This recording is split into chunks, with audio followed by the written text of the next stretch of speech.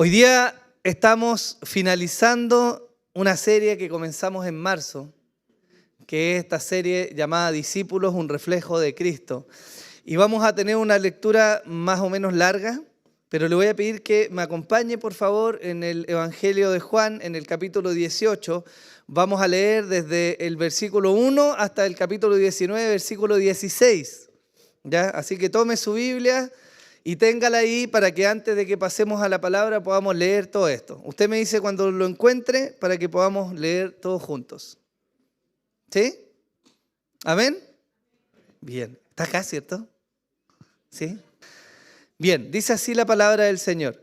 Después de haber dicho esto, Jesús salió con sus discípulos al otro lado del torrente de Cedrón, donde había un huerto en el cual entró él con sus discípulos. También Judas, el que le iba a entregar, conocía el lugar, porque Jesús se había reunido allí a menudo con sus discípulos. Entonces Judas, tomando la cohorte romana y a varios alguaciles de los principales sacerdotes y de los fariseos, fue allá con linternas, antorchas y armas. Jesús, pues, sabiendo todo lo que iba a sobrevenir, salió y les dijo: ¿a quién buscáis? Ellos le respondieron: a Jesús el Nazareno. Él les dijo: yo soy. Y Judas, el que le entregaba, estaba con ellos. Y cuando él les dijo: yo soy, retrocedieron y cayeron a tierra. Jesús entonces volvió a preguntarles: ¿a quién buscáis? Y ellos dijeron: a Jesús el Nazareno. Respondió Jesús: os he dicho que yo soy. Por tanto, si me buscáis a mí, dejad ir a estos, para que se cumpliese la palabra que había dicho: de los que me diste, no perdí ninguno. Entonces Simón Pedro, que tenía una espada, la sacó e hirió al siervo del sumo sacerdote y le cortó la oreja derecha. El siervo se llamaba Malco. Jesús entonces dijo a Pedro: mete la espada en la vaina. La copa que el Padre me ha dado, ¿acaso no la he de beber? Entonces la cohorte romana, el comandante y los alguaciles de los judíos prendieron a Jesús y le ataron. Y le llevaron primero ante Anás, porque era suegro de Caifás, que era sumo sacerdote este año. Y Caifás era el que había aconsejado a los judíos que convenía que un hombre muriera por el pueblo. Y Simón Pedro seguía a Jesús y también otro discípulo. Este discípulo era conocido del sumo sacerdote y entró con Jesús al patio del sumo sacerdote. Pero Pedro estaba afuera, a la puerta. Así que el otro discípulo, que era conocido del sumo sacerdote, salió y habló a la portera e hizo entrar a Pedro. Entonces la criada que cuidaba la puerta dijo a Pedro: ¿no eres tú también uno de los discípulos de este hombre? Y él dijo: no lo soy. Y los siervos y los alguaciles estaban de pie calentándose junto a unas brasas que habían encendido porque hacía frío. Y Pedro estaba también con ellos de pie y calentándose. Entonces el sumo sacerdote interrogó a Jesús acerca de sus discípulos y de sus enseñanzas. Jesús le respondió: yo he hablado al mundo abiertamente. Siempre enseñé en la sinagoga y en el templo donde se reúnen todos los judíos, y nada he hablado en secreto. ¿Por qué me preguntas a mí? Pregúntale a los que han oído lo que hablé. He aquí, estos saben lo que he dicho. Cuando dijo esto, uno de los alguaciles que estaba cerca dio una bofetada a Jesús diciendo: ¿así respondes al sumo sacerdote? Jesús le respondió: si he hablado mal, da testimonio de lo que he hablado mal. Pero si hablé bien, ¿por qué me pegas? Anás entonces le envió atado a Caifás, el sumo sacerdote. Simón Pedro estaba de pie calentándose. Entonces le dijeron: ¿no eres tú también uno de sus discípulos? Él lo negó y dijo: no lo soy. Uno de los siervos del sumo sacerdote, que era pariente de aquel a quien Pedro le había cortado la oreja, dijo: ¿no te vi yo en el huerto con él? Y Pedro lo negó otra vez, y al instante cantó un gallo. Entonces llevaron a Jesús a casa de Caifás, al pretorio. Era muy de mañana, y ellos no entraron al pretorio para no contaminarse y poder comer la Pascua. Pilato entonces salió fuera hacia ellos y dijo: ¿qué acusación traéis contra este hombre? Ellos le respondieron y le dijeron: si este hombre no fuera malhechor, no te lo hubiéramos entregado. Entonces Pilato les dijo: llevadle vosotros y juzgadle conforme vuestra ley. Los judíos le dijeron: a nosotros no nos es permitido dar muerte a nadie, para que se cumpliese la palabra que Jesús había hablado, dando a entender qué clase de muerte iba a morir. Entonces Pilato volvió a entrar al pretorio y llamó a Jesús y le dijo: ¿eres tú el rey de los judíos? Jesús respondió: ¿esto lo dices por tu cuenta o porque otros te lo han dicho de mí? Pilato respondió: ¿acaso soy yo judío? Tu nación y los principales sacerdotes te entregaron a mí. ¿Qué has hecho? Jesús respondió: mi reino no es de este mundo. Si mi reino fuera de este mundo, entonces mis servidores pelearían para que yo no fuera entregado a los judíos. Mas ahora mi reino no es de aquí. Pilato entonces le dijo: ¿así que tú eres rey? Jesús respondió: tú dices que soy rey. Para esto yo he nacido y para esto he venido al mundo, para dar testimonio de la verdad. Todo el que es de la verdad escucha mi voz. Pilato le preguntó: ¿cuál es la verdad? Y habiendo dicho esto, salió otra vez a donde estaban los judíos y les dijo: yo no encuentro ningún delito en él, pero es costumbre entre vosotros que os suelte a uno en la Pascua. ¿Queréis pues que os suelte al rey de los judíos? Entonces volvieron a gritar diciendo: no a este, sino a Barrabás. Y Barrabás era un ladrón. Pilato pues tomó entonces a Jesús y le azotó. Y los soldados trajeron una corona de espinas y la pusieron sobre su cabeza. Y le vistieron con un manto de púrpura y acercándose a él le decían: salve, rey de los judíos. Y le daban bofetadas. Pilato salió otra vez y le dijo: mira, os lo traigo fuera para que sepáis que no encuentro ningún delito en él. Jesús entonces salió fuera llevando la corona de espinas y el manto de púrpura. Y Pilato les dijo: he aquí el hombre. Entonces cuando le vieron los principales sacerdotes y los alguaciles gritaron diciendo: crucifícale, crucifícale. Pilato les dijo: tomadle vosotros y crucificadle, porque yo no encuentro ningún delito en él. Los judíos le respondieron: nosotros tenemos una ley y según esa ley él debe morir, porque pretendió ser el Hijo de Dios. Entonces Pilato, cuando oyó estas palabras, se atemorizó aún más. Entró de nuevo al pretorio y dijo a Jesús: ¿de dónde eres tú? Pero Jesús no le dio respuesta. Pilato entonces le dijo: ¿a mí no me hablas? ¿No sabes que tengo autoridad para soltarte y que tengo autoridad para crucificarte? Jesús respondió: ninguna autoridad tendrías sobre mí si no te lo hubiera dado de arriba. Por eso el que me entregó a ti tiene mayor pecado. Como resultado de esto, Pilato procuraba soltarle, pero los judíos gritaron diciendo: si sueltas a este, no eres amigo del César. Todo el que se hace rey se opone al César. Entonces Pilato, cuando oyó estas palabras, sacó fuera a Jesús y se sentó en el tribunal en un lugar llamado El Empedrado, en hebreo Gábata. Y era el día de la preparación de la Pascua. Era como la hora sexta, y Pilato dijo a los judíos: he aquí vuestro rey. Entonces ellos gritaron: fuera, fuera, crucifícale. Pilato les dijo: ¿he de crucificar a vuestro rey? Los principales sacerdotes respondieron: no tenemos más rey que César. Así que entonces le entregó a ellos para que fuera crucificado. Amén. Hermanos, como les decía, hemos llegado al final de un viaje que comenzamos en marzo.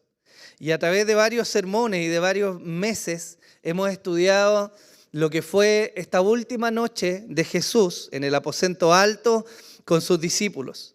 Vimos momentos importantes como el lavamiento de los pies, el anuncio de la traición de Judas, la predicción de la negación de Pedro, cómo Jesús alentó el corazón de sus discípulos a través de promesas maravillosas, cómo les prometió el Espíritu Santo, cómo les prometió su paz.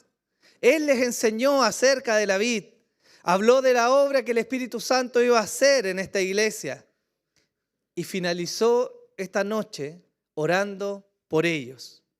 Sin duda alguna, hermanos, la riqueza de la palabra de Dios es inmensa.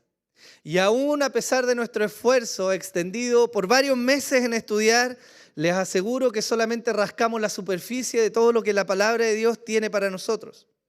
Pero aún así, hermanos, hemos sido alentados, exhortados, desafiados y consolados mirando a Cristo a través de esta sección de la palabra de Dios. Y el día de hoy finalizamos, como les decía, esta serie de enseñanzas y quise extenderla hasta este punto porque es precisamente el último momento antes de la crucifixión en que los discípulos estuvieron cerca de Jesús. Si pudiéramos titular esta enseñanza, la llamaríamos Jesús es entregado. Y quiero que recapitulemos de alguna manera todo lo que leímos, porque no vamos a estudiar cada versículo de esta sección, ¿no? Pero lo que acontece ahora entre lo que acabamos de leer del versículo 1 del capítulo 18 y el versículo 16 del capítulo 19, nos condensa de nuevo muchas cosas que ocurrieron antes de que Jesús llegara precisamente a la cruz. Tenemos la oración de Jesús en Getsemaní. Tenemos la consumación de la traición de Judas. Tenemos que Pedro ataca al siervo del sumo sacerdote. Tenemos el arresto de Jesús. Tenemos el abandono de los discípulos. Tenemos la negación de Pedro. Tenemos la presentación de Jesús ante el sumo sacerdote, ante los sumos sacerdotes Anás y Caifás. Tenemos la golpiza que recibió el Señor, no una, sino dos. Tenemos su comparecencia ante Pilato y Herodes. Tenemos la liberación de Barrabás y tenemos finalmente la sentencia de muerte sobre Jesús. Pero de esto, hermanos, hemos de concentrarnos en tres cosas. Primero, la consumación de la traición de Judas, porque tenemos harto que aprender de eso. Tenemos, por otro lugar, la negación de Pedro, que también nos va a hablar respecto a lo que está ocurriendo. Y finalmente tenemos la sentencia de muerte sobre Jesús. Vamos entonces con el primer punto, el fin de una traición. La Escritura nos muestra que lo que ocurre con Judas es realmente lamentable. Y como les decía, tenemos mucho que aprender de esto. En Juan 18, versículos 1 al 3 dice, después de haber dicho esto, Jesús salió con sus discípulos al otro lado del torrente Cedrón, donde había un huerto en el cual entró él con sus discípulos y también Judas, el que le iba a entregar. La historia de Judas es lamentable y es digna de mirar por la advertencia que Dios ha querido dejarnos a través de esta historia. Tenemos que mirar a Judas, quien entregó al Señor con un beso. Y tenemos que mirar algo que Dios quiso dejar registrado. Porque bien podríamos preguntarnos, hermanos, ¿por qué Dios quiso que la historia de Judas se escribiera? ¿No podría la Escritura simplemente haber dicho que uno de los 12 lo entregó? ¿O no? ¿No podría haber hablado de manera general solamente acerca de este hombre que una vez fue un discípulo y que ahora lo entregaba? Pero la Escritura nos deja detalles un poco más profundos acerca de quién era Judas y de lo que había en su corazón.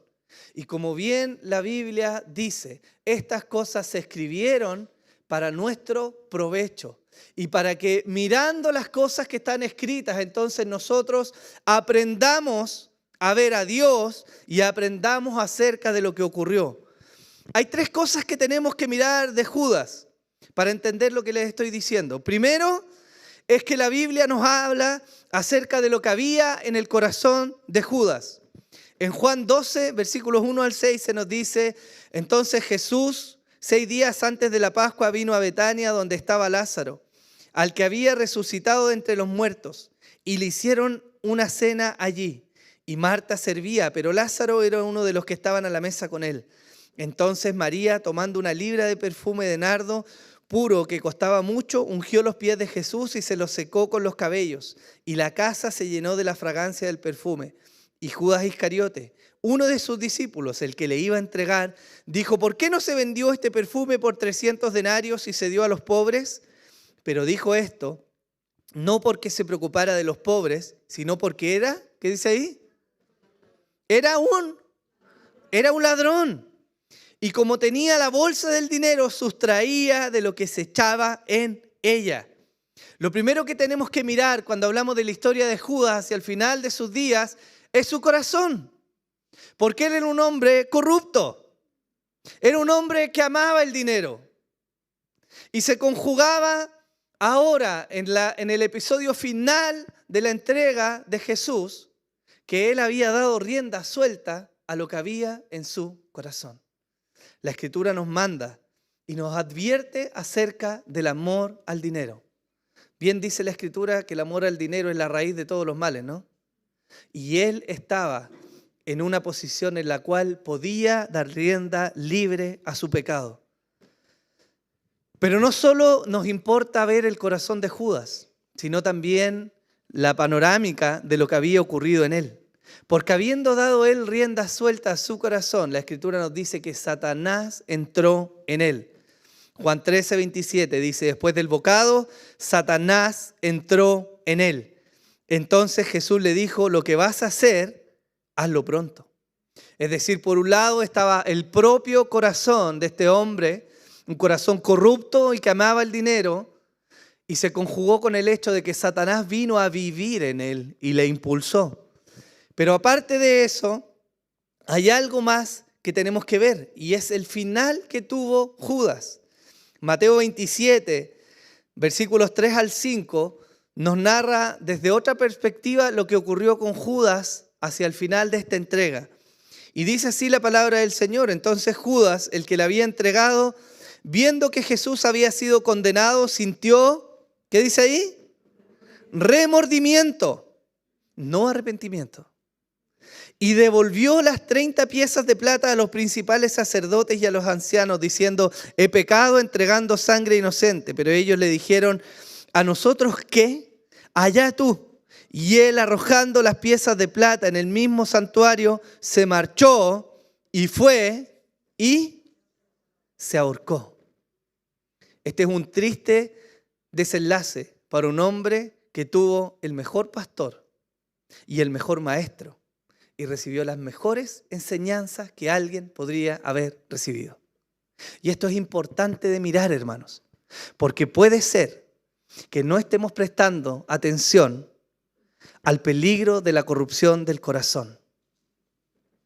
Con todo el corazón corrupto que había en él y la falta de arrepentimiento llevaron a Judas a una perdición segura.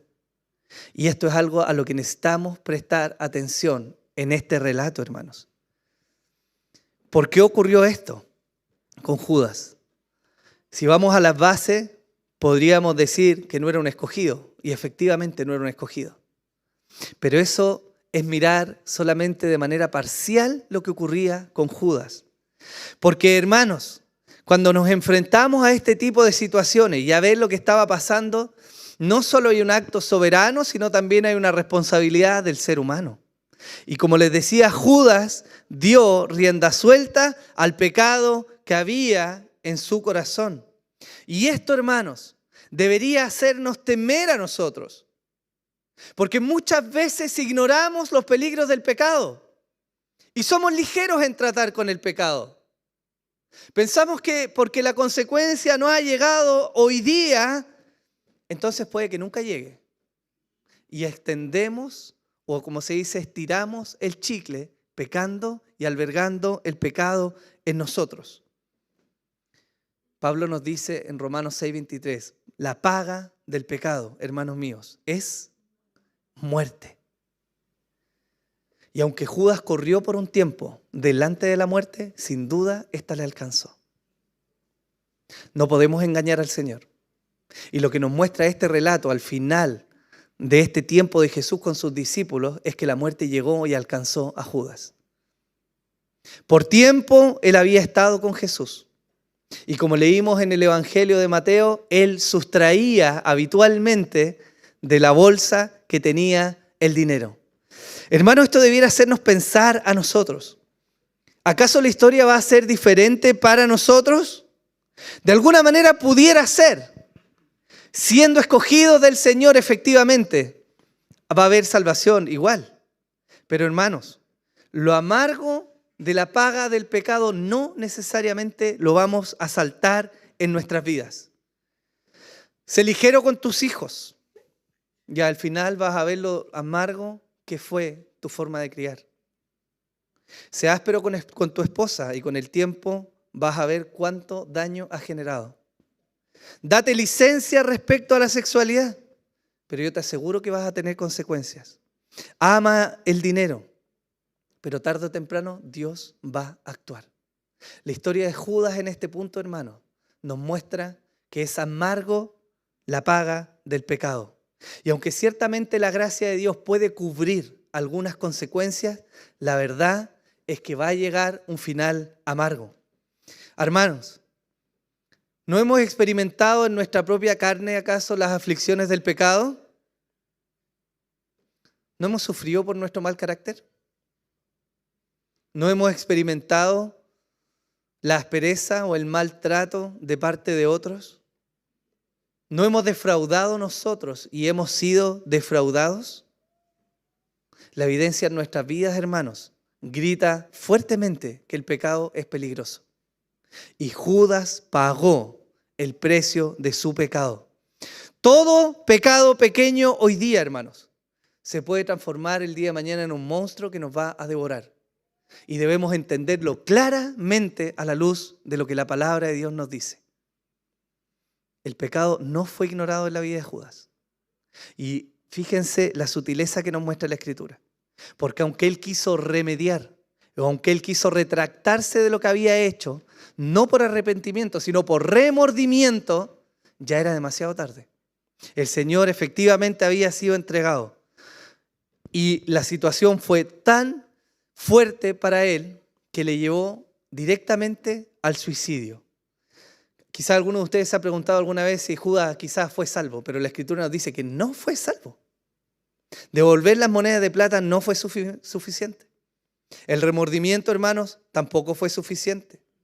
Y en la vida de Judas no hubo arrepentimiento. Jesús dijo en Mateo 26, 24, el Hijo del Hombre se va, según está escrito de él, pero ay de aquel hombre por quien el Hijo del Hombre es entregado. Mejor le fuera a ese hombre no haber nacido. ¿Usted cree que hubo salvación para Judas? No.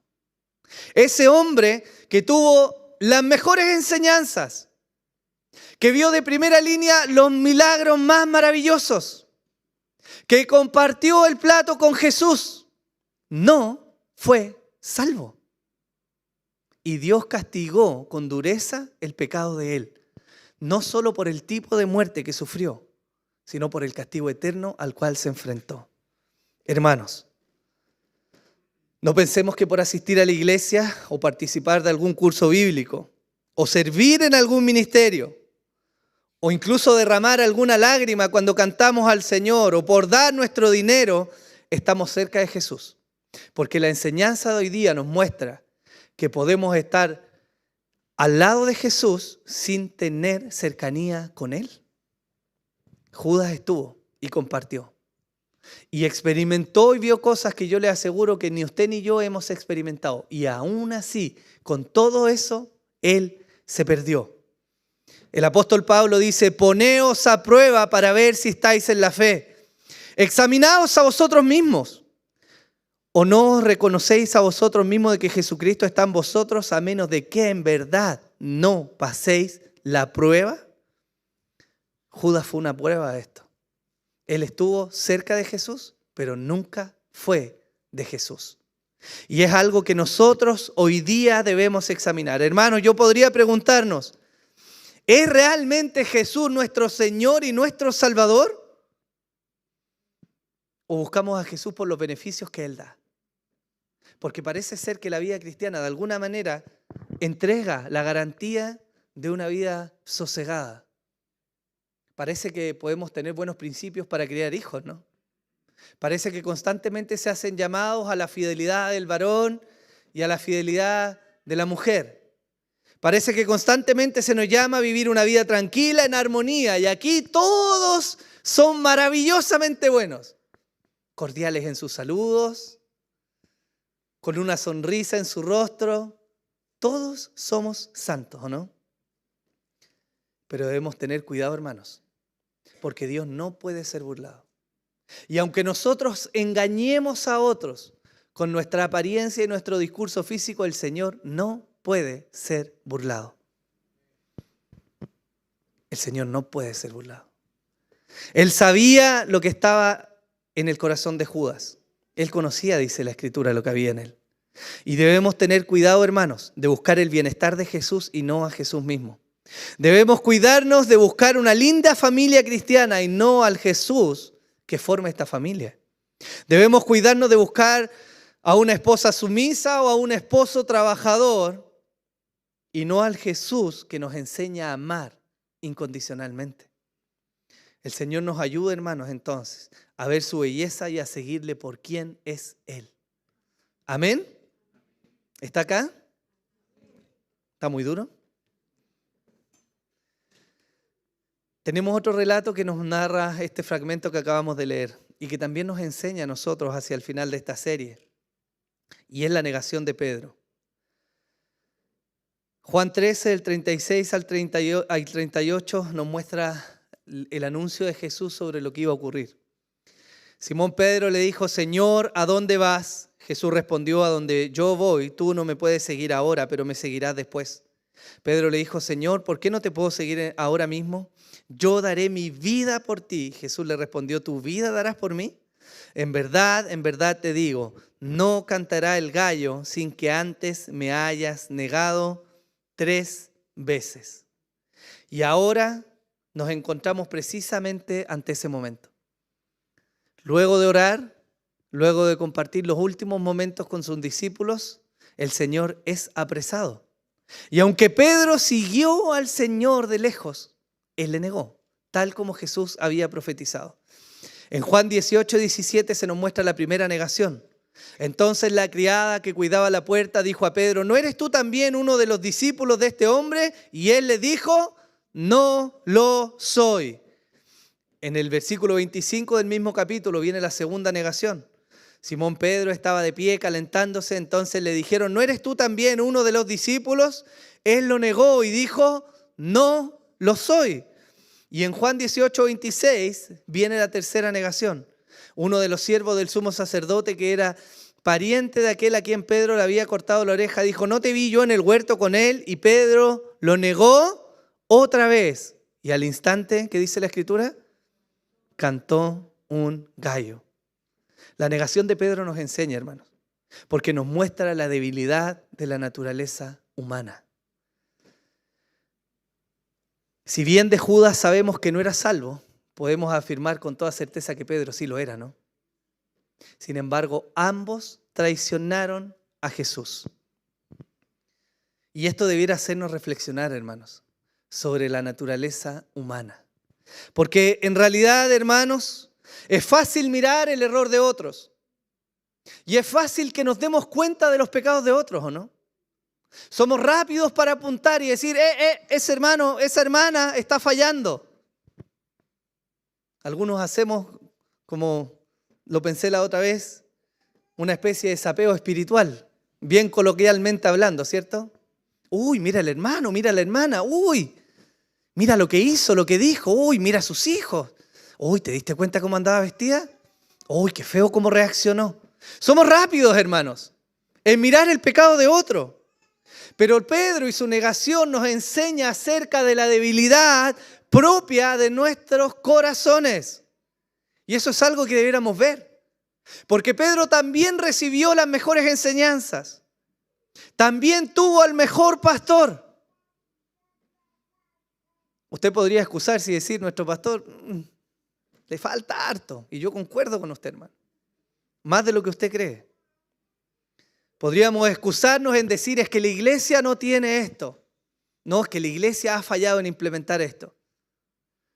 Pero este hombre no tenía excusa. Tuvo al mejor de los mejores, se lo aseguro. Jamás Jesús soltó una palabra desubicada. Nunca se le escapó el carácter. Nunca hirió a sus discípulos con palabras propias de una naturaleza humana corrupta. Nunca obró en injusticia. Nunca le faltó paciencia. Y aún así tenemos a Pedro, que lo tuvo todo, hermanos, y traicionó al Señor. ¿Por qué? Porque Pedro nos muestra, hermanos, la fragilidad y la debilidad del corazón humano, corrupto y aún manchado por el pecado. Pablo escribió en Romanos 7, 18: porque yo sé que en mí, es decir, en mi carne, no habita nada bueno. Porque el querer está presente en mí, pero el hacer el bien no. Pues no hago el bien que deseo, sino que el mal que no quiero, eso practico. Y la diferencia, hermanos, entre Judas y Pedro es notable. Mientras el primero sintió remordimiento de sus actos, el segundo, nos dice la Escritura, lloró amargamente. Uno se sintió mal por lo que había hecho y el otro se arrepintió de lo que había hecho. Uno se perdió y el otro fue restaurado. ¿Cuál es la diferencia? Que uno amaba realmente a Jesús y el otro era simpatizante de quién es Jesús. Es un buen maestro, tiene buenas palabras, él da buenos consejos. Parece que en ese hombre hay sabiduría, pero él no era el Señor de su vida. Y esa sutileza, hermanos, marca la diferencia respecto a lo que nuestra vida va a decir. Yo les pregunto, hermanos, ¿cuál de ellos somos nosotros? El relato de la negación de Pedro y su debilidad se complementa con el relato del abandono del resto de los discípulos. Juan no lo muestra, pero el resto de los evangelios sí nos narra esta porción. Y Mateo en particular, en el capítulo 26, nos dice: en aquel momento Jesús dijo a la muchedumbre: como contra un ladrón habéis salido con espadas y garrotes para arrestarme. Cada día solía sentarme en el templo para enseñar y no me prendisteis. Pero todo esto ha sucedido para que se cumplan las escrituras de los profetas. Entonces, ¿qué dice ahí? Todos los discípulos le abandonaron y huyeron. Todos. Cada uno de ellos. De nuevo, ¿qué vivieron ellos? Las mejores enseñanzas, al Señor más amoroso, al mejor predicador, se los aseguro, el mejor pastor. Y aún así fallaron todos. ¿Cuánto más nosotros, hermanos? ¿Cuánto más nosotros? Por eso es que necesitamos ser humildes. Porque la verdad es que en nuestra naturaleza no somos grandes como nosotros pensamos. No somos mejores. No somos grandes predicadores, no somos grandes hombres y mujeres piadosos, no somos grandes en conocimiento. No somos grandes en el trato de nuestras palabras. Fallamos, herimos, nos desubicamos, faltamos en amor. Mucho peor que estos hombres. Pero aún así, muchas veces nos levantamos juzgando al otro y mirando al otro como si en nosotros habitara la grandeza, cuando no es así, hermanos. Pablo escribió en 1 Corintios 10, por tanto, el que cree estar firme, tenga cuidado, no sea que caiga. Proverbios 16, 18 dice: delante de la destrucción, ¿qué va? El orgullo. Y delante de la caída, la altivez de espíritu. Y sobre todo esto, tenemos las mismas palabras del Señor Jesús. Cuando Él dijo: vengan a mí todos los que están cansados y cargados, y yo los haré descansar. Tomad mi yugo sobre vosotros y aprended de mí, que soy manso y humilde de corazón, y hallaréis descanso para vuestras almas. Por lo tanto, la imagen de Judas nos muestra a un hombre pecador no arrepentido, soberbio hasta el final de su tiempo, porque él quiso remediar devolviendo unas viles monedas de plata lo que su corazón albergaba. Él no se arrepintió. Él dio rienda suelta al pecado en él y su final fue trágico. Pero la historia de Pedro nos muestra por otro lado un hombre que expresa la debilidad propia del corazón humano. Y a la luz de eso es que nosotros debiéramos mirar cómo estamos viviendo. Porque no hay otro camino para el cristiano sino la humildad. No hay otra forma de seguir a Jesús. Aprendan de mí, dijo él, que soy el mejor teólogo, el mejor padre. He criado los mejores discípulos. Yo tengo consejos de paternidad para ustedes. ¿Eso dijo Jesús?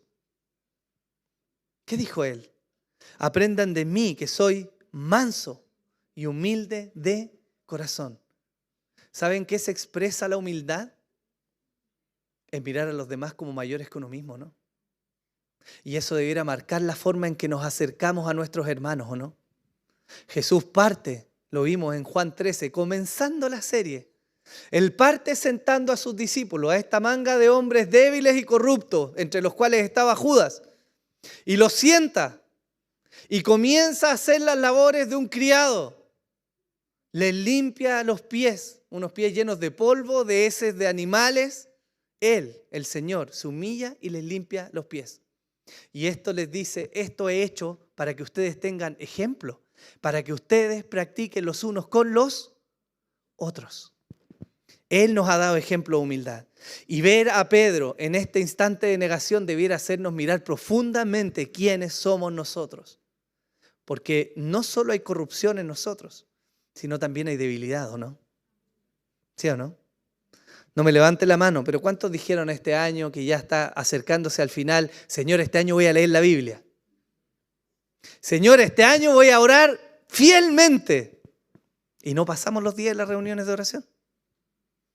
Señor, este año me voy a comprometer y te voy a servir y te voy a amar y te voy a buscar. Pero la realidad, hermanos, es que somos débiles. Y en la debilidad hay algo grande cuando la reconocemos. El Señor le dijo al apóstol Pablo en 2 Corintios, y Él me ha dicho, te basta mi gracia, pues mi poder se perfecciona en la debilidad. Por tanto, muy gustosamente me gloriaré más en mis debilidades, para que el poder de Cristo more en mí. Pablo conocía su condición. Él se sabía un hombre débil y la respuesta de Dios es maravillosa. Porque Dios no desecha esa debilidad. Al contrario, Dios se glorifica en la debilidad de este hombre. Pero ¿cuándo ocurre eso? Cuando este hombre se conoce y se sabe débil. Si usted quiere alguna clave, hermano, para poder crecer, para que la gloria de Dios se manifieste con mayor fuerza en su vida, es que usted se reconozca como es en realidad. Hombres y mujeres débiles. Nuestro relacionamiento con el cuerpo evidencia lo que creemos de quiénes somos nosotros, ¿o no? Porque alguien que vive aislado, independiente, sin necesitar al cuerpo, expresa sin palabras que es grande y que no necesita a los demás. ¿Y sabe qué es eso? Es orgullo. Es orgullo. Lo grita nuestra forma de vivir, aunque no lo confesemos con nuestras palabras. ¿Ok? Entonces tenemos un hombre que dio rienda suelta al pecado y que nos advierte la Escritura al final de eso. Y tenemos otro hombre que era débil y que necesitaba al Señor profundamente, Pedro y los discípulos. Y podríamos preguntarnos quizás, como último punto de esta enseñanza, ¿qué podemos hacer nosotros, hermanos? Ante la realidad aterradora del pecado que aún mora en nosotros y la debilidad propia de nuestro ser. ¿Cuál es nuestra esperanza entonces? Ante esta realidad se levanta con mayor fuerza la belleza y la gloria de Jesús. Esa es la esperanza del cristiano. La Escritura nos muestra que Jesús en este momento, en esta última noche, fue golpeado por sus discípulos y por nosotros. No que nosotros le golpeamos, sino que Él recibió golpiza por amor de nosotros. Juan 18, 22 al 23 dice, cuando dijo esto, uno de los alguaciles que estaba cerca dio una bofetada a Jesús, diciendo, ¿así respondes al sumo sacerdote? Y Jesús le respondió, si he hablado mal, da testimonio de lo que he hablado mal. Pero si hablé bien, ¿por qué me pegas? ¿Se imagina usted lo que es eso, hermano? Que el Señor, nuestro Dios, dejara que un hombre, un cucuruchento como nosotros, viniera y le pegara en su cara, hermanos. Y en Juan 19, versículos 1 a 3 dice, Pilato pues tomó entonces a Jesús y le azotó. Y los soldados tejieron una corona de espinas y la pusieron sobre su cabeza. Y le vistieron con un manto de púrpura y acercándose a él le decían, salve, rey de los judíos. Y le daban bofetadas. Se burlaron de él. Le humillaron. Y él lo soportó. ¿Sabe por qué? Por amor a los escogidos. Por amor a su pueblo. La humillación del Señor, hermano, no fue solo dejar la gloria y hacerse hombre y nacer en un establo, sino que además se humilló a tal punto que soportó la violencia de seres humanos como nosotros, corruptos y finitos. Pero no solo eso, sino que además él fue sentenciado a muerte. La Escritura nos muestra que cuando él estuvo delante de Pilato, este trató de convencerle de que de alguna manera reconociera algo de lo que los demás decían contra él, para que él, bajo el poder y la autoridad que tenía, le pusiera en libertad. Pero el Señor guardó silencio. Él sabía a lo que había venido. Y la sentencia final de este hombre, al cual se le advierte incluso que no tenga parte en condenar a Jesús, él finalmente se limpia las manos, se las lava y le entrega a los judíos para que él sea crucificado. Esta sentencia de muerte estaba anunciada desde hace tiempo, pero es una muestra del gran amor del Señor para con sus discípulos y para con nosotros. Juan 18:8 dice, respondió Jesús, os he dicho lo que soy, por tanto, si me buscáis a mí, dejad ir a estos, para que se cumpliese la palabra que había dicho, de estos que me diste, no perdí ninguno. Miren la nobleza del Señor. Hasta el último momento, Él abogó por el bienestar de este grupo de discípulos débiles. Y se cumple lo que la Escritura nos menciona cuando comenzamos a ver esta serie. Juan deja registrar unas palabras que son muy hermosas, porque él dice, habiéndolos amado, los amó hasta el fin. ¿Sí o no? Y es lo que el Señor está expresando precisamente hasta este momento. Este punto en la historia de la redención necesitaba llegar. Los temores más oscuros de los discípulos se habían hecho realidad. Y en medio de la incertidumbre veían que su Señor, el que había hecho milagros, el que había tenido poder y había manifestado su amor, ahora estaba siendo tomado prisionero para ser colgado en una cruz. Pero lo maravilloso es que en esta cruz, hermanos, el débil será fortalecido. En esta cruz el pecado será destronado del corazón del hombre. Y en esta cruz es donde más se aprecia la belleza y la gracia de nuestro Salvador. Por eso la cruz es tan importante para nosotros. Es importante que nosotros miremos, hermanos, la cruz para tener esperanza. En ella encontramos que nuestro pecado, o que el pecado que hoy día puede estar dominando nuestra vida, puede ser realmente quitado. En esa cruz, hermanos, vamos a ser fortalecidos no en la fortaleza propia de nosotros, sino en la fortaleza que el Señor es capaz de dar.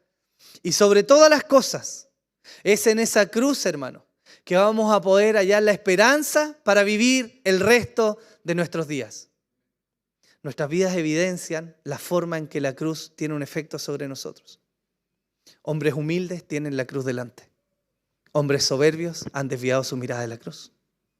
Hombres y mujeres que sirven con devoción al Señor tienen la cruz delante, al menos aparentemente.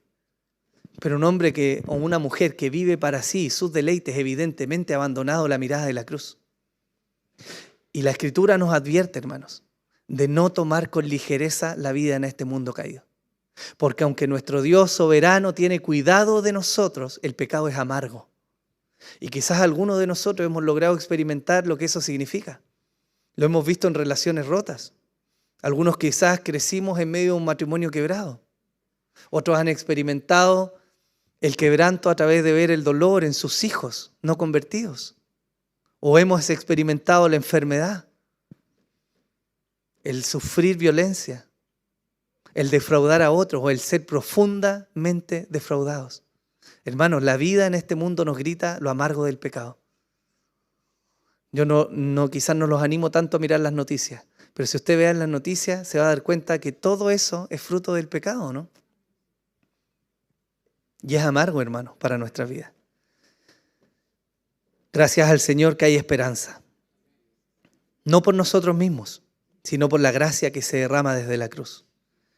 Hermanos, hasta este punto de la historia parece que el final va a ser difícil para los apóstoles.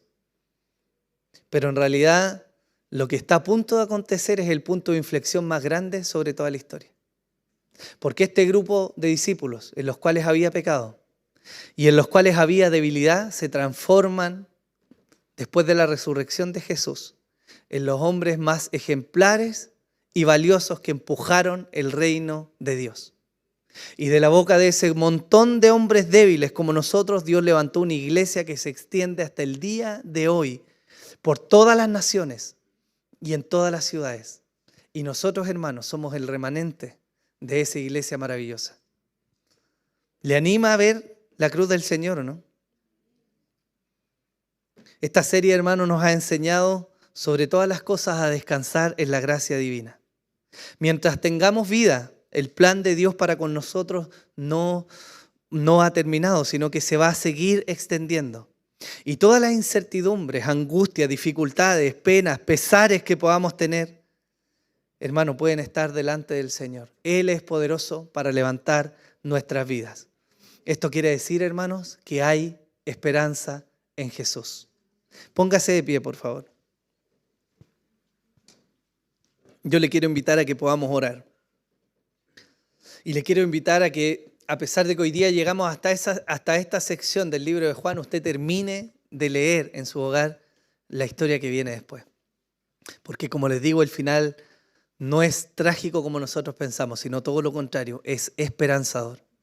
Pero la única forma, hermanos, en que esa esperanza habite en nosotros es que no quitemos la vista de Jesús. Amén. Oremos al Señor. Padre,